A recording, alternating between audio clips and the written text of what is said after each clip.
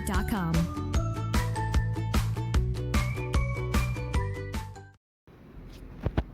नमस्कार विद्यार्थी मित्रांनो, लर्न विथ रितेशमध्ये आपल्या सर्वांचं स्वागत आहे. मी रितेश तुमचं पुन्हा एकदा स्वागत करतो नव्या व्हिडिओमध्ये. मित्रांनो, आजचा हा व्हिडिओ इयत्ता 9वी सायन्सचा पहिला धडा म्हणजेच natural resources, air, water and land यावर संपूर्णपणे आधारित असणार आहे. मित्रांनो, या धड्याचा दुसरा पार्ट आहे. जर तुम्हाला पहिला पार्ट हवा असेल तर तुम्ही त्याची लिंक डिस्क्रिप्शनमध्ये दिलेली आहे, तिथे जाऊन तुम्ही पाहू शकता. मित्रांनो, व्हिडिओ सुरू होण्याआधी मेक शुअर दॅट तुम्ही आमच्या चॅनलला सबस्क्राईब केलेलं असेल आणि बेल आयकॉन ही प्रेस केलेला असेल. तर मित्रांनो, व्हिडिओला सुरुवात करूया. मित्रांनो, मागच्या लेक्चरमध्ये आपण पाहिला होता एअर हा कन्सेप्ट आणि नॅचरल रिसोर्सेस हा कन्सेप्ट. मित्रांनो, सुरू होण्याआधी आपण एअर हा कन्सेप्ट एकदा शॉर्टमध्ये पाहून घेऊया. The air in the atmosphere around the earth contains nitrogen, oxygen, carbon dioxide, 6 inert gases, nitrogen oxide, sulfur dioxide, water vapor and dust particles. मित्रांनो, आता मी जे काही कंपोनंट्स घेतले हे काय ॲटमॉस्फिअरमध्ये आपल्या प्रेझेंट असतात. खाली हा चार्ट दिला आहे, त्यामध्ये त्यांच्या जे कंपोनंट्स सांगितलेले होते त्यांचे ते किती प्रमाणात आहेत ते ॲटमॉस्फिअरमध्ये उपलब्ध ते दाखवलेलं आहे. आणि तर युजेस ऑफ गॅसेस आहेत हे तुम्हाला परीक्षेमध्ये विचारलं जाऊ शकेल, तर याच्यावर थोडं लक्ष द्या, एकदा वाचून घ्या. ठीक आहे, पुढं बोलूया. मित्रांनो, आता आपण पाहणार आहोत ओझोन लेअर आणि एअर पोल्युशन यांच्याबद्दल शॉर्टमध्ये माहिती. मित्रांनो, हे तुम्हाला 3 पिक्चर्स दिसत आहेत का? ही पहिलं पिक्चर, हे सेकंड पिक्चर आणि हे थर्ड पिक्चर. मित्रांनो, या तिन्ही पिक्चरमध्ये कोणता एक अशी कॉमन चीज दिसत आहे का तुम्हाला? हां, कॉमन वस्तू आहे ती म्हणजे एअरमध्ये पोल्युशन म्हणजे वायू प्रदूषण भरपूर होत आहे. हा कारखान्यातून धूर सुटत आहे, हा जुन्या गाड्यांमधून धूर सुटत आहे आणि हा जंगलाला आग लागली त्यामुळे मोठ्या प्रमाणात वायू प्रदूषण होत आहे. All the above picture shows large scale emission of smoke through different agencies. हो, हे वरचे जे तिन्ही आपण पाहिले ते काय करतात, वेगवेगळ्या लार्ज स्केलमध्ये मोठ्या प्रमाणात स्मोक ॲटमॉस्फिअरमध्ये सोडत आहेत. ठीक आहे. This smoke directly mixes with the atmosphere disturbing the balance between the constituents of air. This is called air pollution. मित्रांनो, इथे डेफिनेशन दिलेली आहे एअर पोल्युशनची. ही डेफिनेशन धिसपासून सुरू होते आणि एअर पोल्युशनपर्यंत संपते. तर ही डेफिनेशन काय आहे? This smoke directly mixes with the atmosphere, disturbing the balance between the constituents of air. This is called the air pollution. मित्रांनो, तुम्हाला ही डेफिनेशन पाठ करण्याची गरज नाही, जर तुम्ही मी सांगितलेलं आता ऐकाल तर, आणि तो लक्षात ठेवायचं तुम्हाला. ठीक आहे. तर ऐका, हा जो स्मोक आहे ना, स्मोक हा डायरेक्ट हे कारखान्यातून किंवा गाडीतून निघून डायरेक्ट ॲटमॉस्फिअरमध्ये मिक्स होतो. आणि त्यामध्ये ज्या आपण अगोदर एअरमध्ये पाहिलं आहे की हे जे 6 कंटेनंट्स आहेत ना, कंपोनंट्स ना, जो बॅलन्स आहे ना 0.9%, ऑक्सिजन हा 21% आहे, नायट्रोजन हा 78% आहे. हा बॅलन्स पूर्णपणे तो बिघडवून टाकतो आणि त्यामुळे एअर पोल्युशन तयार होतं. कळलं? मित्रांनो, हे जर तुम्ही लक्षात ठेवला तर तुम्ही पेपरमध्ये एअर पोल्युशन म्हणजे काय हे आरामात लिहू शकाल. ठीक आहे. Harmful gases are given out through combustion of fuels in vehicles in a big industries and also through incomplete combustions of fuels like wood and coal. Harmful जे गॅसेस आहेत ते गिवन आउट केले जातात कशामार्फत? Combustions of fuels in vehicles. म्हणजे हे जे harmful gases आहेत ते ह्याच्या ॲटमॉस्फिअरमध्ये कसे सोडले जातात? तर कंबशन्स ऑफ फ्यूल इन व्हेकल्स म्हणजे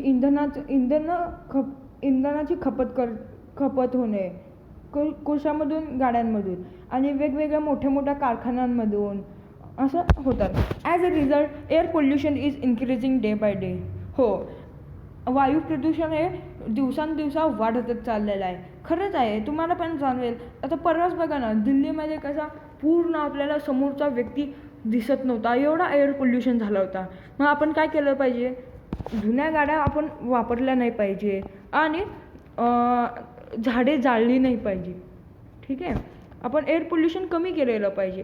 हे ओझोन लेअर मित्रांनो, इथं थोडी ओझोन लेअरची माहिती दिलेली आहे.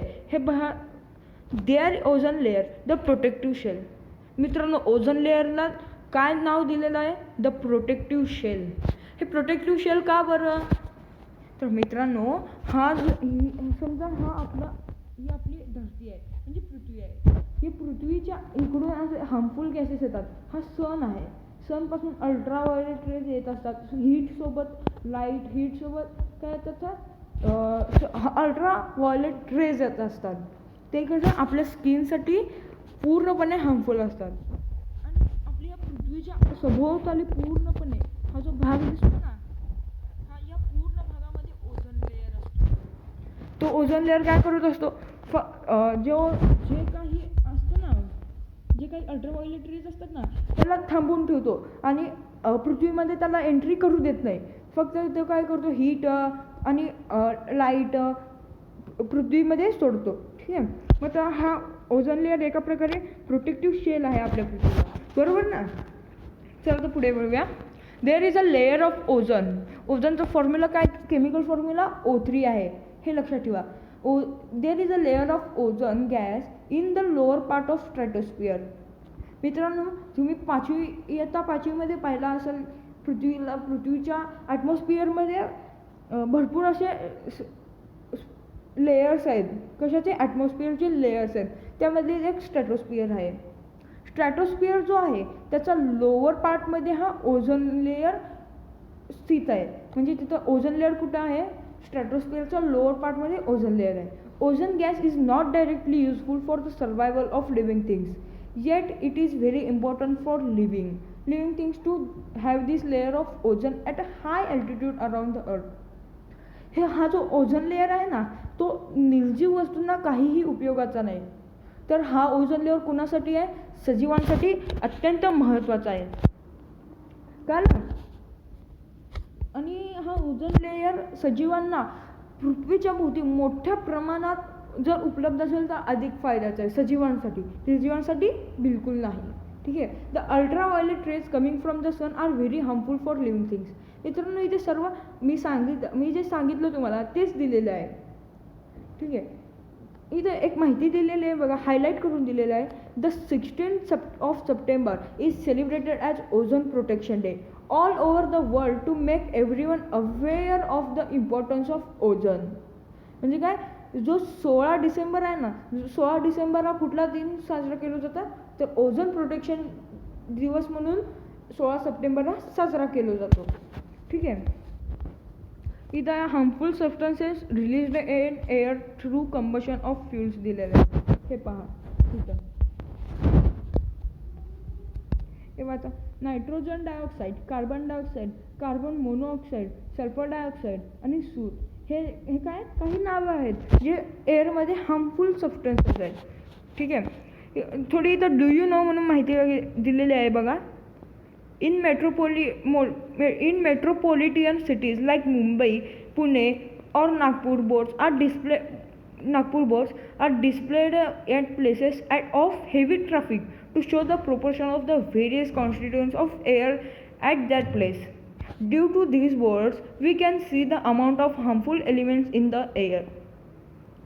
मित्रांनो, जे मोठे मोठे शहर आहेत, औद्योगिक शहर आहेत, जसं की मुंबई, पुणे, नागपूर, तिथं लोकसंख्या भरपूर आहे आणि तिथं गाड्यांचाही मोठ्या प्रमाणात वापर केला जातो. तर त्या अशा शहरांमध्ये काय केलं आहे, जिथं जास्त ट्रॅफिक होतो ना, त्या ठिकाणी एक असा बोर्ड लावलेला आहे, डिजिटल बोर्ड लावला आहे. त्या बोर्डवर काय शो होतं, तर त्यावर ओझोनचं प्रमाण किती आहे, परत वेगवेगळे एअर पोल्युशनचं प्रमाण, असं पूर्ण कॉन्स्टिट्युएंट्स जे आहेत ना, कार्बन डायऑक्साईड, नायट्रोजन, ऑक्सिजन, हे किती आहेत हे सर्व त्याच्यावर दाखवलं आहे. कारण ते लोकांना ते समजलं पाहिजे, ओझोन लेअरचा इम्पॉर्टन्स, एअर पोल्युशन कमी करावं. ठीक आहे. तिथं तुम्हाला एक फोटो दिला आहे बघा एक्झाम्पलसाठी. काय आहे? Temperature minimum 17.1, maximum 38 degree Celsius. ठीक आहे. रेनफॉल 0 mm रेनफॉल आहे बघा.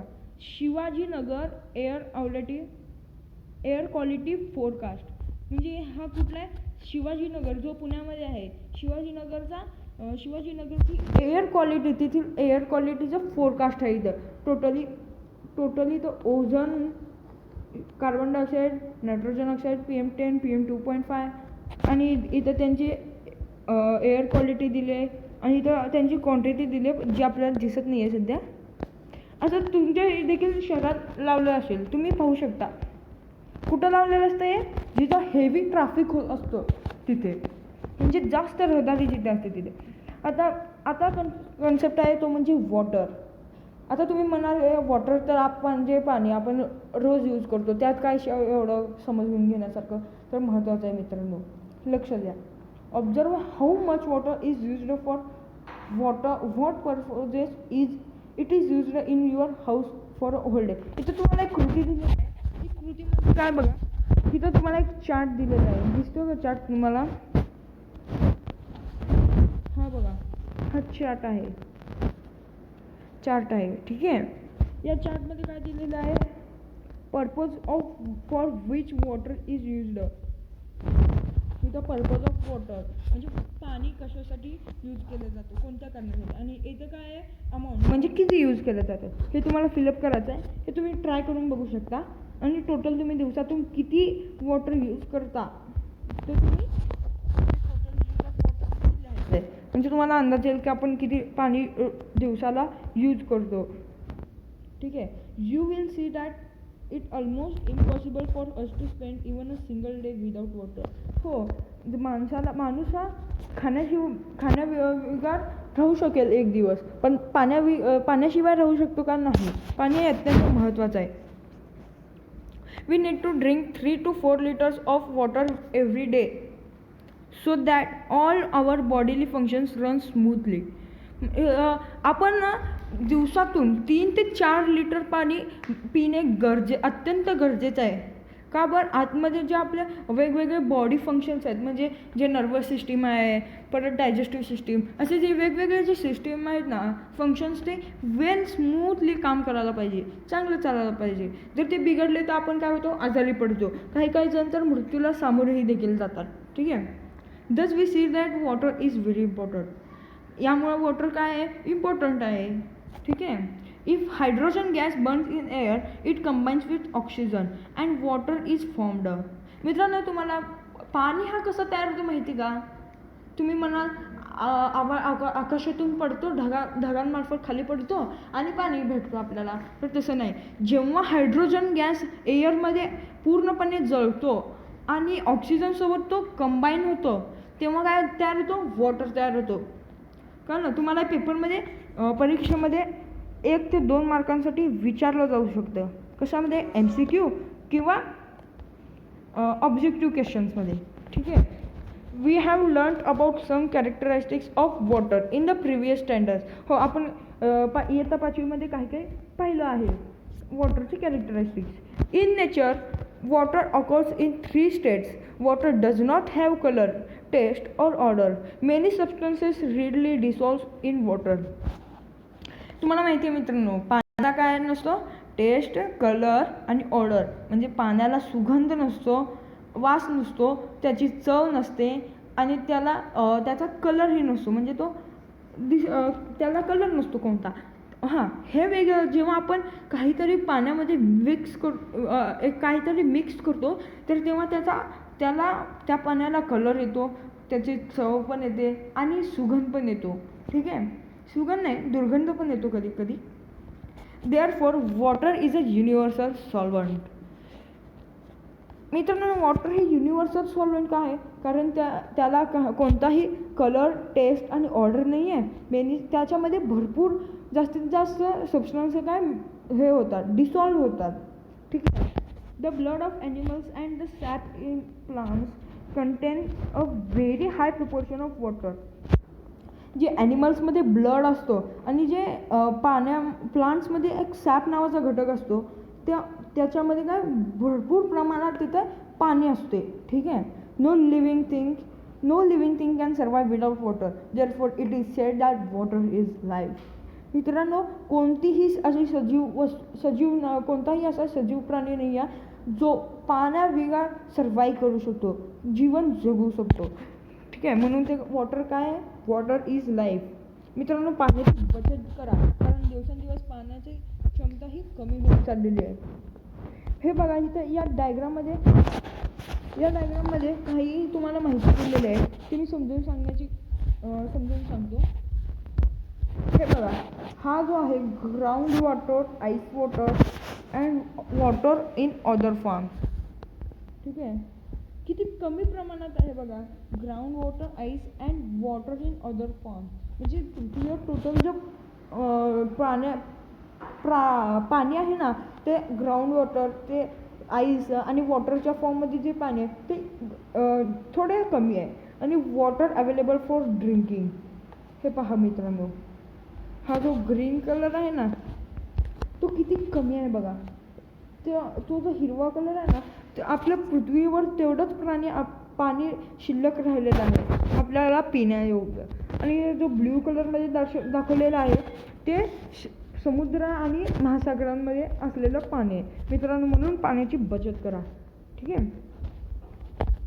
पुढे वळूया मित्रांनो. आय होप तुम्हाला आत्तापर्यंत मी सांगितलेलं समजलं असेल.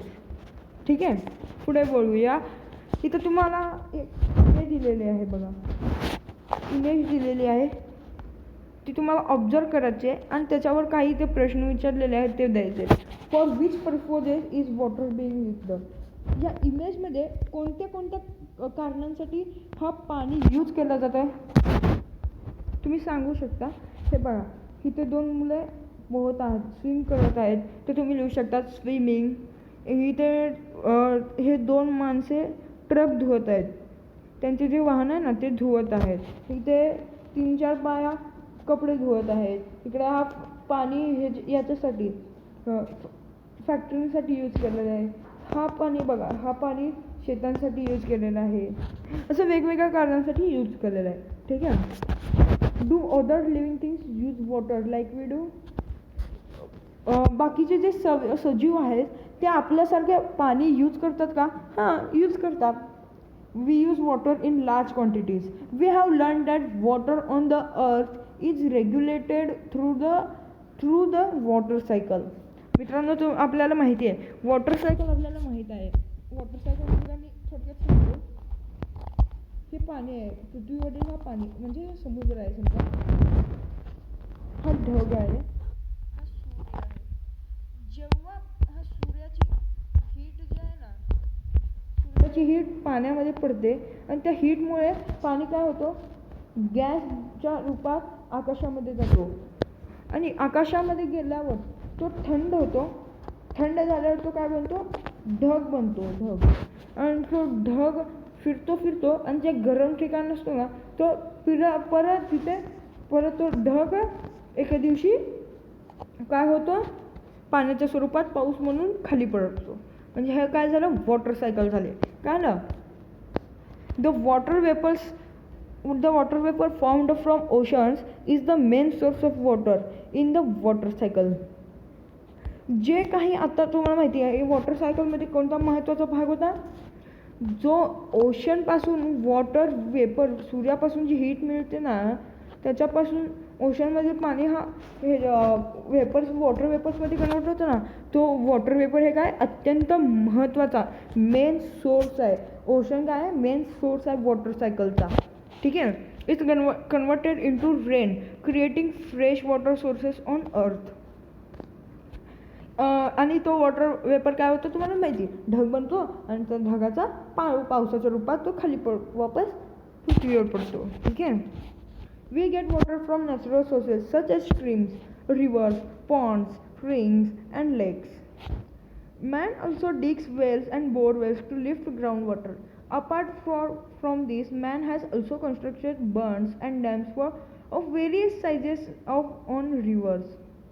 मित्रांनो, नॅचरल सोर्स काय आहेत, पाण्याचे नॅचरल सोर्स काय आहे, जिथून पाणी भेटतं ते म्हणजे नदी, परत ओढे, तलाव, ओशन्स असे आहेत. आणि माणूस काय करतो, विहीर आणि बोरवेल. आता सध्या तरी बोरवेल मोठ्या प्रमाणात सर्व ठिकाणी खोदली जात आहे. हां, आणि यांच्याशिवाय काय वेगवेगळ्या नदींवर वेगवेगळ्या प्रकारचे मोठे छोटे असे धरण बांधले जात आहेत धरण. ठीक आहे. Due to uncontrolled use of water for an increasing population industry and farming it is now in short supply. आता पाणी हा शॉर्ट झालेला आहे म्हणजे त्याचे प्रमाण का बरं कमी झालेलं आहे. कारण आता जे दिवसेंदिवस पॉप्युलेशन ही काय ग्रो करत आहेत आणि पहा नाही तर या इमेजमध्ये एक्झाम्पल आहे. फॅक्टरी पॉप्युलेशन वाढल्याने लोकांना रोजगारासाठी हे फॅक्टरीज बनतात. फॅक्टरीसाठी पाणी होतं, पाण्याची गरज इकडे आली. परत हे हा जो अनकंट्रोल्ड यूज होत आहे हे पहा पाण्याचा, त्याच्या ते देखील एक मोठा कारण आहे. ठीक आहे. म्हणून आपण काय करायचं, मी तुम्ही नव्हे तर सर्वांनाच सांगायचं की पाण्याची बचत करायची. पुढच्या येणाऱ्या पिढीसाठी आपण पाणी सेव्ह करून ठेवायचं. इथे दिलेलं आहे बघा, always remember use water sparingly, block water, let it percolated, store water wherever possible, reuse water wherever possible, remember stored water does not become stale at once. मित्रांनो, तुम्हाला माहीत असेल की पाणी बघा एखाद्या ठिकाण आहे आणि या ठिकाणी हे जे घर आहेत ना तिथे पाणी 4 दिवसाला किंवा 5 दिवसाला 2 दिवसाला येतं. तर तिथील लोक काय करतात, आज जे असतं हे टाकीमध्ये जे स्टोअर केलेलं असतं त्यांच्या घरामध्ये वेगवेगळ्या हा पाणी काय करतात 2 दिवसानंतर जुना झाला म्हणजे ते शिळं झालं, अन्न जसं शिळं होतं ना तसं ते शिळं झालं म्हणून ते काय करतात तो पाणी वतून देतात. ते कुठं नाल्यामध्ये पाणी जमा होतं. वतून दिलं की ते काय त्यांना शिळं झालं. तर खरं तर मित्रांनो पाणी ही अशी गोष्ट आहे जी कधीही शिळी होत नसते. ठीक आहे. आता आपण पाहूया लँड म्हणजे जमिनीची थोडी माहिती पाहूया आपण. Land is seen in the form of stones, soil, big rocks. It is not flat everywhere. It is hilly in some places and flat in others. All terrestrial animals, including man, live on land. Some terrestrials dig burrows in the ground for shelter. This means that they use land for fulfilling their need. मित्रांनो, land म्हणजे जमिनीवर काय हा जमीन आहे. मोठे छोटे दगड, मोठे डोंगर, पर्वत, असं माती सर्व आहे. ठीक आहे. तुम्ही एका ठिकाणी तुम्ही चाललात तर ही तुम्ही गाडीमध्ये बसून चाललात, ही लॅम्बोर्गिनी समजा आपली, तुम्ही चाललात तर तुम्ही कुठून चाललात, जमिनीवरून चाललात. तुम्ही जाताना प्रवासामध्ये बघितलं आहे की जमीन अशी सरळच एक फ्लॅट असते. तर नाही, जमीन कधी असं उंच असते, कधी चढ असतो, कधी उतार असतो, कधी फ्लॅट असतो, असं कधी खड्डे असतात मध्ये. ठीक आहे. तर जमिनी काय असे फ्लॅट नसते. ऑल टेरेस्ट्रियल ॲनिमल्स, जे टेरेस्ट्रियल ॲनिमल्स आहेत, माणसाला देखील माणूस सुद्धा काय करतो जमिनीवर राहतो. आणि काही टेरेस्ट्रियल ॲनिमल्स आहेत ना, ही जमीन आहे ना आपण ह्याच्यावर राहतो. काय ॲनिमल्स हे खोल खड्डा करतात आणि तिथे जाऊन राहतात. म्हणजे काय, जमीन हे प्रत्येक सजीव हा जमीन काय करतो त्याची गरज पूर्ण करण्यासाठी तिचा वापर करतो. We also use land for farming and for building houses and roads. We make use of plants and animals in the forest that grow on land. The minerals, crude oil and natural gas obtained from the earth means land are very important for earth. मित्रांनो, जमीन ही फक्त राहण्यासाठी आहे का, तर नाही. जमिनीवर आपण बिल्डिंग्स बांधतो, तिथे शेती करतो. ठीक आहे.